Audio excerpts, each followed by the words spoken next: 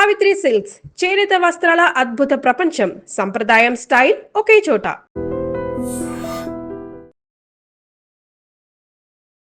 నమస్తే. ప్రస్తుతం నేను యానాంలో ఉన్నాను. యానాం అసెంబ్లీ నియోజకవర్గంలో టఫ్ ఫైట్ నడుస్తున్నటువంటి పరిస్థితి కనిపిస్తోంది. ఎవరు గెలవబోతున్నారు, ప్రజల మనసులో ఎవరున్నారు, ఎవరి వైపు ప్రజలు ఉన్నారు అన్నది చాలా క్లియర్గా తెలుసుకునే ప్రయత్నం ఈరోజు నేను చేస్తూ ఉన్నాను. యానాంలో ఒక ఏరియాకు వచ్చాను. ఆ ఏరియాలో చాలామంది ఇక్కడ పబ్లిక్ కనిపిస్తుంటే ఏప్రిల్ 9వ తారీఖు పోలింగ్ జరుగుతుంది కదా, మరి మీ అభిప్రాయం ఏంటి అని చెప్పి అడిగే ప్రయత్నం చేస్తుంటే నేను చెప్తానంటూ దాదాపు ఒక 10 మంది రెస్పాండ్ అయ్యారు. వాళ్ళందరినీ కూడా వరుసగా ఇక్కడ కూర్చోబెట్టాను. సో వీళ్ళ అభిప్రాయం తెలుసుకుందాం. యానంలో ఉన్నటువంటి ప్రజలు నిజాయితీగా అసలు ఏమనుకుంటున్నారు, ఎవరి వైపు ఉన్నారు, వాళ్ళ మాటల్లోనే తెలుసుకుందాం. మీ పేరండి? భైరవ స్వామి అండి. భైరవ స్వామి గారు, మీది యానమే కదా? ఈ ఊరిని కనకాపేట అండి. ఓకే. తప్పక పైట ఏం లేదండి. అశోక్ కంపల్సరీ నెగ్గుతాడు. 10 ఛానల్లో కూడా 60%, 51% వస్తుందండి. టీవీ ఛానల్లో కూడా అశోక్ కంపల్సరీ నెగ్గుతాడు. ఓకే. ఈ 5 సంవత్సరాలు అశోక్ ఉన్నారు కదా ఇక్కడ, అశోక్ ఏం చేశారు ఇక్కడ? మొత్తం 85% సిమెంట్ రోడ్లన్నీ వేసారండి. మొత్తం మనిషికి మాత్రం తుఫానికి బాధ్యతలు డబ్బులు వేయడం అన్ని బాగానే చేయారండి. అందరికి ఒకళ్ళు బాధ పెట్టలేదు, కొద్దిగా పనిచేసిన ఎవరిని బాధ పెట్టలేదండి. అందరితో సనువుగా ఉన్నాడు ఆయన. పని బాగా చేశారు అయితే. పని బాగా చేశారండి. ఇదివరకు 20 సంవత్సరాల మీద బాగా పని చేశారండి. ఓకే. ఇప్పుడు అశోక్ గారు మళ్ళీ రావాలని కోరుకుంటున్నారా మీరు? మళ్ళీ రావాలని కోరుకుంటున్నాం. ఓకే. ఈసారి వస్తే యానంలో ఉన్నటువంటి సమస్యలు ఏంటి, ఏవి పరిష్కారం కావాలని మీరు కోరుకుంటున్నారు? వైద్యం, విద్య బాగా డౌన్ అయిపోయింది. అవి బాగా ఇస్తారని ఆశిస్తున్నాం. వైద్యం, విద్య ప్రతిదానికి కాకినాడ వెళ్ళిపోమన్నారు హాస్పిటల్. ఇప్పుడు కూడా అంత చెప్పారా, పెద్ద హాస్పిటల్ కట్టినా సరే దాంట్లో కూడా సరైన వైద్యం లేదు. ఇంకా మీ పేరండి? నారాయణ స్వామి. నారాయణ స్వామి గారు, మీరు యానమే కదా? యానమే. ఓకే. ఇప్పుడు 9వ తారీఖు పోలింగ్ వస్తుంది. యానం అభివృద్ధికి ఈ 5 సంవత్సరాలు ఉన్నటువంటి ఎమ్మెల్యే బాగా చేశారా లేదా? బాగానే చేశాడు. ఎమ్మెల్యే గారు బాగా చేశాడు. ఏం చేశారు 5 ఏళ్ళు? నా పేరు నారాయణ స్వామి. గత 20 సంవత్సరాల నుంచి కూడా 96 నాకు మొదట ఓటు వచ్చింది కానీ కూడా మల్లాడి కృష్ణారావుకే చేసాం మేము. 2021 అశోక్ వచ్చిన తర్వాత ఆయన మల్లాడి కృష్ణారావు గారు నాకు ఓపిక లేదు, నాకు రాజకీయం వద్దు అని అంటే అప్పుడు గొల్లపల్లి అశోక్ గారికి మేము దాంట్లోకి వెళ్ళటం జరిగింది. అలాగే గతంలో యానంలో రాజకీయ నాయకులు 33 సంవత్సరాలు పరిపాలన చేసిన కామశెట్టి పన్నస్వామి గారు. నెక్స్ట్ ఇప్పుడు వెలగా రాజేశ్వరరావు గారు చేశారు. తర్వాత 9 నెలల్లో రచ్చ హరికృష్ణ గారు చేశారు. అప్పుడు 33 సంవత్సరాలు చేసిన కామశెట్టి వరప్రసాద్ నాయుడు గారు అన్న వ్యక్తి కొన్ని ఇండస్ట్రీలు తీసుకొచ్చాడు. యానం కూడా చాలా అభివృద్ధి అనేది జరిగింది. కొంచెం కొంచెం అలాగ ఆకాశంలో బాగా సుక్కలు పెరిగినాయి.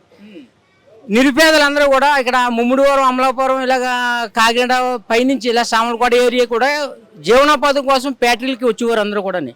కానీ అప్పుడు విధానం ఏంటంటే యానం అంటే ఒక గుండు, ఒక ఇది మన యానం అంటే మన పాండిచేరి స్టేట్ ఒక భాగం.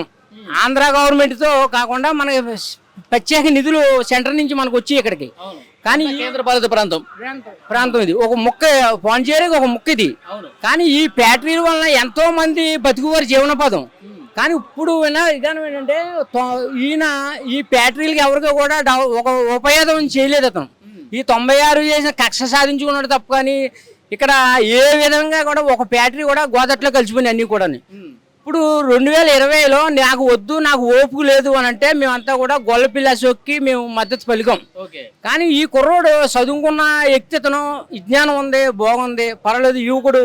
రేపు రాబోయే రోజుల్లో ఒక ఫ్యాక్టరీలు అన్నీ కూడా లైన్ చేస్తాడు. అదే కాంగ్రెస్ గవర్నమెంట్ కూడా మనకు అందుబాటుకు వచ్చింది ఇప్పుడు అని ఈ ఏజెన్సీ కోసం చాలామంది ఎగపడుతూ తెరిపేయడానికి చూశారు. దీన్ని కూడా ఏదోలాగా కొంత వెనక్కి ముందుకి అలాగా జరిగింది ఫ్యాక్టరీ కూడా. అలాగే యానంలో ఉపాధి అంతా కూడా కోల్పోయింది. ఒక యానంలో ఒక బేసిక్ అంటే అగ్రికల్చర్ డిపార్ట్మెంట్, నేను రైతు పెట్టండి, ముద్దు పెట్టండి నేను.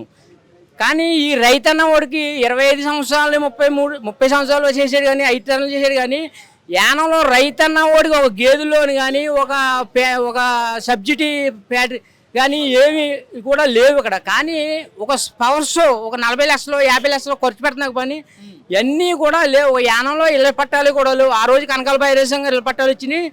తర్వాత ఈ మధ్యకాలంలో ఎలక్షన్కి నేను 150 ఎకరం కొంటాను అని అంటున్నాడు. కానీ ఈ పెద్ద మనిషి గత 25 సంవత్సరాల్లో ఏం చేసావు నువ్వు? 150 ఎకరాలు ఎలాగిచ్చావు? అప్పుడు ఇవ్వలేంది వేళ ఎలాగిస్తున్నావు నువ్వు 150 ఎకరాలు? ఆ వేళ 25 సంవత్సరాలు పరిపాలన చేశారు. కానీ ఈ వేళ వచ్చి నువ్వు 150 ఎకరాలు ఎలాగెత్తున్నావు? నువ్వు యానంలో భూమి ఎలా ఉంది ఇక్కడ? ఆ వేళ 25 సంవత్సరాలు నువ్వు చేసినప్పుడు లేనప్పుడు ఈ వేళ ఎలాగెత్తున్నావు నువ్వు? అంతా కూడా సో డ్రామింగ్ ఇది అంతా కూడా. ప్రజలందరూ కూడా అన్నీ కూడా చూస్తున్నారు. నువ్వు చేసావు కానీ ఏంటి ఉపయోగం యానానికి? వైఎస్ రాజశేఖర రెడ్డి 55 ఎకరాలు భూమి ఇచ్చాడు. అతను దాహం దాహం దాహం అని ఎత్తే దాంట్లో 6 ఎకరాలు బొటాని గడ్డి ఎందుకు దానికి అవసరమే ఉంది దానికండి. దాంట్లో పిచ్చి మొక్కలు మొలిచినాయి. దాంట్లో చక్కగా వాటర్ చెరువులు ఉన్నాయి. చుట్టూ దానికి గ్రౌండ్ ఏర్పాటు చేసి దానికి వాకింగ్ కింద చేసుకోవాలి, లేకపోతే పార్కింగ్ చేసుకోవాలి.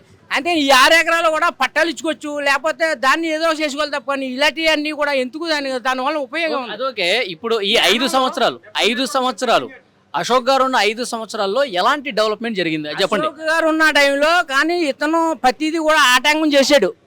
ఈ 4 ఏళ్ళు 3 ఏళ్ళ నుంచి కూడా చేయలేపడు పాపం.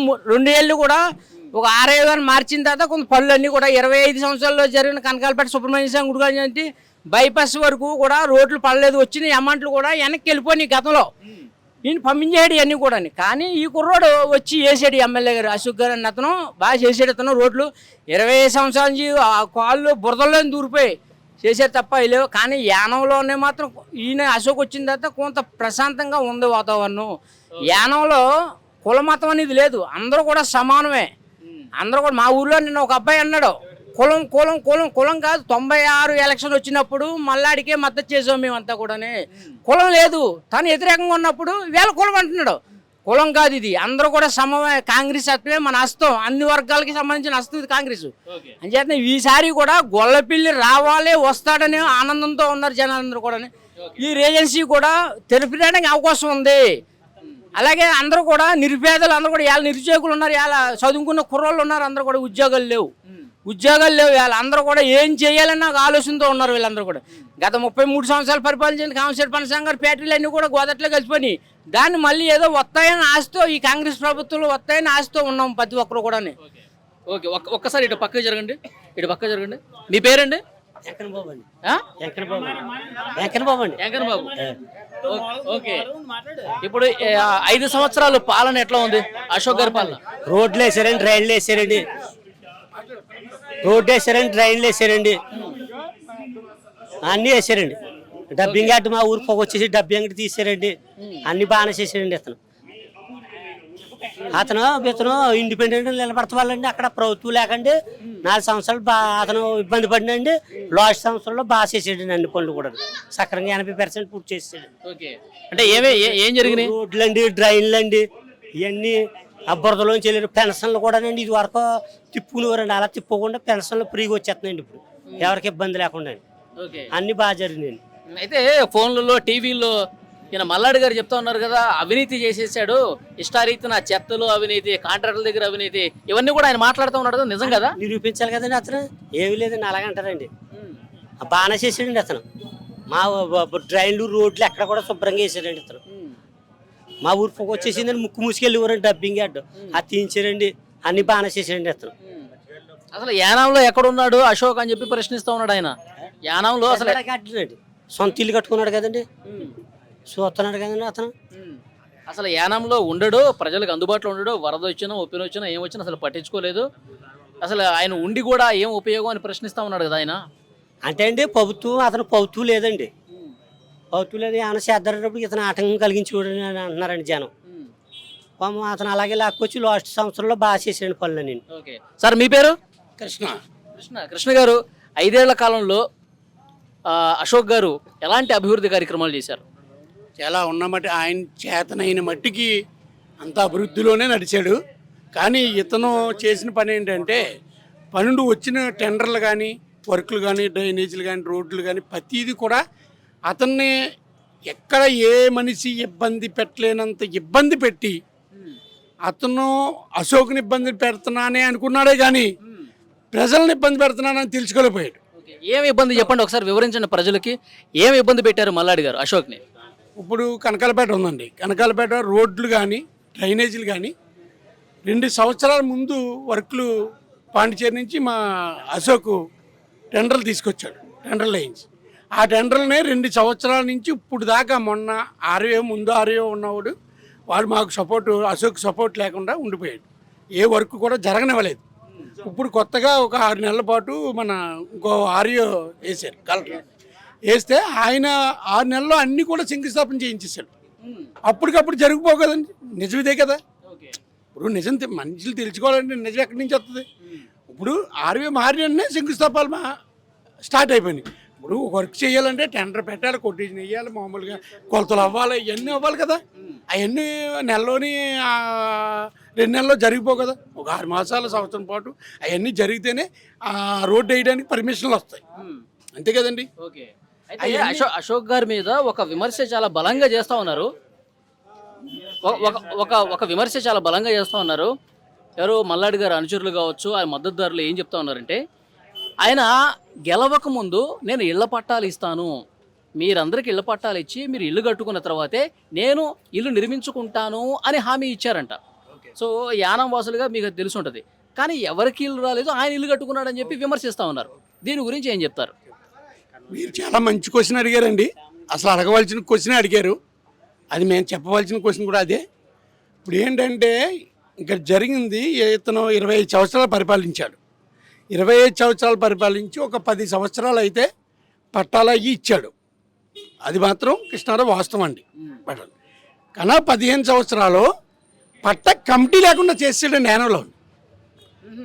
ఒక పారంభ భూములు ఉన్నాయి, ఎవరన్నా కప్పెట్టుకుని ఆక్రమించుకుని చేసుకున్నా ఆ పట్టాలని కూడా పట్టా ఇవ్వకుండా చేసేసాడండి ఇప్పుడు దాకా. అప్పుడే దగ్గరలో ఇది 20 సంవత్సరాల నుంచి జరుగుతుందండి. అతను 10 సంవత్సరాలు పరిపాలన చేశాడండి. కానీ 15 సంవత్సరాల పరిపాలన ప్రజలకి నరకం అంటే ఎలా ఉంటుందో ఆయన స్వచ్ఛందంగా చూపించాడండి. అంతే కదండి ఇంత విమర్శ. ఆయన నిజంగా చేసి ఉంటే మేమందరం అక్కడే ఉంటాం కదా, ఆయన దగ్గరే కదా ఉండేది. మేమంతా ఈయన దగ్గర అశోక్ గారికి ఎందుకు చేయాలి? అశోక్ గారు ఊర్లో లేరు అన్నారు. అశోక్ గారు ఊర్లో లేరు. ఆయన వయసు ఎంత అండి? 29 సంవత్సరాలు. 29 సంవత్సరాలు 29 సంవత్సరాలు ఎక్కడ ఉంటాడు? చదువుకుంటాడు. ఆయన చదువు పూర్తి చేసుకుని 5 సంవత్సరాల ముందు 6 సంవత్సరాల ముందు ఇక్కడికి యానం వచ్చాడు. యానం వచ్చి ప్రజల్లో కనబడ్డాడు. ఆ మనిషిలో ప్రజలంటే నమ్మారు. అతను అశోక్ అన్న వ్యక్తిని నమ్మారు. నమ్మటం వల్ల ప్రజలు గెలిపించారు. ఆయన గెలిపించింది నువ్వేం చేసావు? ఆడు మళ్ళీ గెలకూడదు, మళ్ళీ యానం నుంచి పారిపోవాలి అని పట్టుదల పెట్టుకుని నువ్వు ఇచ్చేసావు, నరకం చూపించావు ఆయన. అది కరెక్టే కదా. ఉన్న పనులన్నీ చెప్తున్నాయి. నువ్వు చెప్పకపోయినా ఆయన చెప్పకపోయినా ఉన్న పనులు జరిగి చేయాలన్న ఉద్దేశం ఆయనకు ఉన్నప్పటికీ చేయనీయకుండా చేశాడు అంటారు. చేశాడు, అదే చేశాడు. ఏమండి ఆయన లేడన్నారు. ఇప్పుడు 5 సంవత్సరాలు ఇల్లు కట్టుకున్నాడు. ఒక ఇల్లు కట్టాలంటే స్థలం కొనుక్కోవాలి, ఇవన్నీ చేయాలి. ఆయన తగ్గ స్థలం అవరాలి. ఆ స్థలం అవరింది, ఇల్లు కట్టుకున్నాడు. ఇంకా అంతకంటే ఏంటి? అశోక్ ఎక్కడ ఉంటాడు? అలాంటికాడు ఉంటాడు. ఇంక కనబడుతున్నది అన్న మాటకి అర్థం ఏంటి అని ఏం మాట్లాడుతున్నాడు? ఇంకోటి, ఈ 5 ఏళ్లలో అవినీతి బాగా చేశాడని చెప్పి మల్లాడి గారు చెప్తున్నారు. పేకాట క్లబ్బులు బాగా నడిపించారు అని చెప్పి ఒక విమర్శ చేస్తూ ఉన్నారు. ఏం చెప్తారు దీని గురించి? చెత్త మీద డబ్బులు వసూలు చేశారు, పేకాట చేశారు, కాంట్రాక్టుల దగ్గర డబ్బులు గుంజేశాడు, కోట్ల రూపాయలు దండుకున్నాడు, యానంకి ఏం చేయలేదు అంటున్నారు. సో ఈ అవినీతి గురించి ఏం చెప్తారు? ఇప్పుడు చెత్త అంటే చెప్తాను, చెత్త అంటే డబ్బులు తీసుకుంటారు అన్నారు. ఈయన పోలే 5 సంవత్సరాలు చెత్త మీద డబ్బు తీసుకున్నారే అనుకోండి. 25 సంవత్సరాలు నువ్వెంత తిన్నావు? అది చెప్పు జనాలకి. మేము ఒప్పేసుకుంటాం, చెత్త మీద మేము తిన్నాం అనుకో. చెత్త మీద డబ్బులు ఎవరు తింటారండి? మున్సిపాలిటీ వాళ్ళు, తులసి వాళ్ళు వస్తే మేమే 100 రూపాయలు ఇస్తాం వాళ్ళకి సరదాగా, ఏదో పని చేస్తున్నారని. లేదా టిఫిన్లు ఇప్పించమంటారు, టిఫిన్లు ఇప్పిస్తాం. ఆయన తింటాడా? పోలే, తినేሄడు పోలే. మరి నువ్వు 25 సంవత్సరాలు నువ్వెంత తిన్నావు చెప్పు జనాలకి. ప్రజలకి వచ్చి ఇది చెప్పినాడు, అది చెప్పలేవు. నువ్వు చెప్పలేవు కదా. ఇప్పుడు ఓల్టేజ్ పెట్టావు, దాని మీద టెండర్ జరుగుతుంది. 25 సంవత్సరాలు టెండర్ దాని మీద తీసుకున్నావు. నువ్వు తీసుకున్నదే అది బయట పెట్టాలి కదా. నువ్వు దాని మీద ఏంది? నువ్వు ఎన్ని కోట్లు సంపాదించావు? పోలే 5 సంవత్సరాలు ఇతను సంపాదించేసాడు. 25 సంవత్సరాలు నువ్వు ఎంత సంపాదించాలి? నువ్వు ఇంకేంటి నిజం మీకే తెలుస్తుంది కదండి. మీ టీవీ వాళ్ళకి తెలుస్తుంది, మీ విలేకరులకు తెలుస్తుంది. ఇంతకంటే ఇంకా తెలుసుకోవాల్సింది ఎక్కడా లేదు. కృష్ణారావు గారి మాటల్లోనే ఉంది. నిజాలు అన్నీ కూడా కృష్ణారావు గారి మాటల్లోనే ఉన్నాయి. ఇతని మీద వేసిన నిందకే అంటే ఇతను 5 సంవత్సరాలు పరిపాలించాడు, అతను 25 సంవత్సరాలు పరిపాలించాడు. ఇతను 5 సంవత్సరాల్లో ఏ తప్పు చేసినా 25 సంవత్సరాలు నువ్వు తప్పు చేసి ఉండాలి కదా. డబ్బు ఎక్కడికి పోయింది? ఎన్నో కోట్లు తెచ్చాను, ఆ కోట్లన్నీ మరి అవన్నీ ఈ పనులు ఎక్కడ కనపడుతున్నది? అంతే కదండి. నిజం మీరే తెలుసుకోవాలి. మీరే తెలుసుకుని దాన్ని ప్రజలకు ఎలా చూపించాలో మీరు చూపించండి మరి. ఓకే. కొంతమంది మత్స్యకారులు కూడా ఉన్నారు. మరి యానంలో వీళ్ళ సమస్యలు ఏంటి, ఏమైనా పరిష్కారం అయ్యాయా? 5 ఏళ్ల పాలనలో అశోక్ గారు ఏమైనా చేశారా వీళ్ళకి? తెలుసుకుందాం. మీ పేరండి? వెంకటేష్ అండి. ఓకే. మీ పేరు? వీరబాబు. మీ పేరండి? వెంకటేష్ అండి. ఓకే. ఇప్పుడు అశోక్ గారు 5 ఏళ్ల పాలన ఎట్లా ఉంది మీకు? ఏమైనా మంచి జరిగిందా లేదా? మంచి జరిగింది సార్. ఏం జరిగింది చెప్పండి. మాకు 5 ఏళ్ల పాలనలో అండి ఆయన మాజీ ఎమ్మెల్యే గారు 2014లో మాకు 24,000 వేసారండి. 24,000 వేస్తే అండి 14,000 తీసుకుని 10,000 మాకు ఇచ్చారు సార్. అశోక్ గారి పరిపాలనలో 4 లక్షల రూపాయలు వేసారండి మా మధ్యగారులకి. ₹1 తీసుకోలేదండి. ఆయన వచ్చిన పరిపాలన బాగుందండి. మాకు రేజెన్సీ టైంలో ఏజెన్సీ కాలిపోయింది సార్. రేజెన్సీ కాలిపోయింది సార్. మాజీ ఎమ్మెల్యే గారు మంత్రి పదవిలో ఉన్నారండి, ఏం చేయలేదండి. మా యూత్ లాంటి వాళ్ళకి ఎవరికి ఉపాధి లేకుండా పోయిందండి. ఇప్పుడు మళ్ళీ అశోక్ గారు వచ్చిన తర్వాత మొన్న తెరిచారు సార్. తెరిస్తే 3 నెలల్లో మూంచేశాడు సార్. ఎంత మూంచేశాడంటే సీఎం గారు ఆయన జోబీలో ఉన్నాడండి. అశోక్ గారు నిరహార్థిక చేశారు సార్. నిరహార్థిక చేసినాడు, డ్యాన్సర్ చూడడానికి వచ్చాడండి సీఎం గారు, రంగసాంగ్ గారు. ఆయన నిరహార్థిక చేశాడు. అయ్యో నా తోటి ఎమ్మెల్యే, నన్ను గెలిపించిన ఎమ్మెల్యే అని చెప్పేసి తోటి ఎమ్మెల్యేని చూడకుండా రాకుండా డ్యాన్సులు చూసి వెళ్ళిపోయాడండి సీఎం గారు. అదండి. యానంలో ఉపాధి అసలు ఏమీ లేదండి. ఈ రోజులకి అసలు పని ఏమీ లేకుండా పోయిందండి. అశోక్ గారు వచ్చిన తర్వాత చాలా బాగుందండి. అశోక్ గారు వచ్చిన తర్వాత సగం స్వతంత్రం వచ్చిందండి. రేపు పొద్దున్న గెలిచిన తర్వాత మాకు ఫుల్ స్వతంత్రం వస్తుందని మేము నమ్ముతున్నామండి అశోక్ గారు. ఓకే. మీరు చెప్పండి. మీడియా సోదరులకి నమస్కారాలు. నేను మాట్లాడవలసింది ఏంటంటే యానంలో ఇప్పుడు పరిపాలనలో అతని పరిపాలనలో మనిషికి స్వతంత్రం లేదు. మనిషి ఓటు హక్కు వినియోగించుకోవడానికి లేదు. ఇప్పుడు కూడా ఇంట్లో కూడా భయంగా ఉన్నది. ఆ భయాన్ని వదిలేయాలంటే ఈ దెబ్బతో యానం ప్రజలు పూర్తిగా స్వస్థ పలుకుతారు. ఎందుకు భయం? ఎందుకు? మనిషిని బెదిరింపు, ఓటు హక్కు ఆయన వినియోగించుకోవడానికి లేదు. ప్రతి ఒక్క పౌరుడు హక్కు, ఓటు హక్కు వినియోగించుకోవచ్చండి. యానంలో అలా లేదు. 10 సంవత్సరాలు అలా జరిగింది. 5 సంవత్సరాలు కూడా అలా జరిగింది. ఇప్పుడు కూడా జరిగింది. ప్రతి ఇంటికి కూడా వెళ్ళి ఒకే ఇంట్లో 2-3 వ్యక్తులు దూరి గ్రామస్తులు ప్రతి ఒక్కరిని బెదిరింపు చేసి మీ ఓటు వేయండి, లేకపోతే మీ ఇల్లులు ఉండవు, మీ ఉద్యోగాలు ఉండవు, ఇలా ఉపాధి ఉండదు, మీ ఇల్లు తవ్వేస్తా అద్దెలు కొన్న వాళ్ళని కూడా రకరకాల ఇబ్బందులు పెడుతున్నారండి. చాలా మంది భయాంతులుగా ఉన్నారు. కానీ ప్రతి ఒక్కరు కూడా సైలెంట్ గా చేస్తామని అంటున్నారు. యానానికి పట్టిన ఒకే ఒక సమస్య ఈ కృష్ణారావు ఈ 10 సంవత్సరాలు ఏం చేయలేదు. ఈ 5 సంవత్సరాలు కూడా చెయ్యమనే వ్యక్తిని జోబులో పెట్టుకుని ఏమీ చేయనివ్వకుండా ఒక తుఫాను వచ్చినా, ఒక వరద వచ్చినా, ఒక ప్రజల ఆరోగ్య పరిస్థితి చూడలేదు. మాజీ మంత్రి గారు జోబులో ఉన్నారు తప్ప ఎటువంటి ఉపకారం లేదు. ఇప్పుడు అదే ఇసుక ర్యాంప్ సమస్య ఎక్కువగా ఉంది యానంలో. 10 సంవత్సరాల్లో ఇసుక ర్యాంప్ అనేది స్టాండర్డ్ చేయలేదు. ఇప్పుడు ఇల్లు కట్టుకోవాలన్నా ఒక పేదవాడు ఎక్కడికి వెళ్ళి తెచ్చుకోవాలి, ఆంధ్రాకి వెళ్ళి తెచ్చుకోవాలి. రేట్లు ఎక్కువైపోయినాయండి. దాన్ని బట్టి ఇప్పుడు ఇంకోటి యానంలో రేజెన్సీ ఫ్యాక్టరీ ఒకటి అండి. గతంలో 2012లో మూతపడ్డది. అప్పటికి తెరిపించలేదు. అది తెరిపించకపోయి వచ్చిన ఎమ్మెల్యే గొల్లపల్లి అశోక్ గారు, శ్రీనివాస్ గారు, అశోక్ గారు ఆ జిఎన్ నాయుడు గారితో పనిపరిచి తిరిగి పాండిచేరి కట్ట తిరిగి ఏదో రకంగా ఓపెన్ చేయించారు. ఓపెన్ చేయించినా సరే గత 3 నెలల్లో మళ్ళీ మూంచేశారు. అది విషయం తెలిసిందండి. యూత్ని అట్రాక్ట్ చేయడానికి ఆయన మాజీ మంత్రి గారు ఏం చేశారంటే అండి, అశోక్ వెనక యూత్ అంతా ఉంది, నా పక్క తిప్పుకోవాలనేసి ఈ ఎలక్షన్లో 5 సంవత్సరాలు కూడా ఏదో ఒక రూపాయి ఖర్చు పెట్టి ఏదో ఒక కార్యక్రమం చేయడం, ఆ కార్యక్రమాన్ని సీఎం గారు ఓకే అనడం. సీఎం గారు ఆయన జోబులో ఏం చెప్తే అది చేస్తారు. ఆయన ఏ పనికైనా ఆయన జేబులో మనిషి అంటారు. మరి 5 సంవత్సరాల్లో ఎమ్మెల్యేగా ఉన్న ఆయనకి ఒక ఆఫీస్ రూమ్ అనేది ఇవ్వలేదు యానంలో.